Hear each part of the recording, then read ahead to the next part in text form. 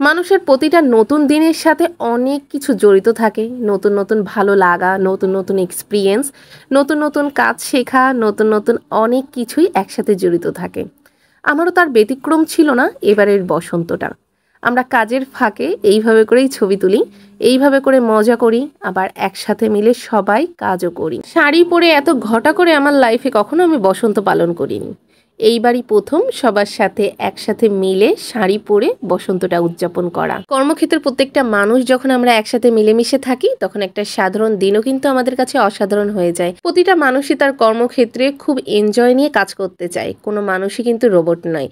প্রত্যেকটা কর্মক্ষেত্রে কাজের ফাঁকে যদি এরকমভাবেই সবাই উদযাপন করে, এরকম হাসি মাখা মুখ নিয়ে, তাহলে কিন্তু কর্মক্ষেত্রটাও অনেক বেশি দারুণ হয়ে ওঠে। আমারও তেমন এই একটা গণ্ডির মধ্যেই সবকিছু সীমাবদ্ধ ছিল। বাইরে যাওয়ার তেমন কোনো সুযোগ কিংবা সময় কোনোটাই ছিল না। যতটুকু ছিল ততটুকুর মধ্যেই এনজয় করার ট্রাই করেছি। আমার খুব শখ ছিল আমি কোনো একটা বসন্ত শাড়ি পরে হাতে ফুল দিয়ে উদযাপন করব। ফাইনালি শখটা এবার পূরণ হলো। আমরা সেই স্বাদ থেকে খাবার অর্ডার করেছিলাম, আর এক্সট্রা মজা অ্যাড করে দিয়েছিল তানজিদ আপু আমাদের আইসক্রিম খাইয়ে।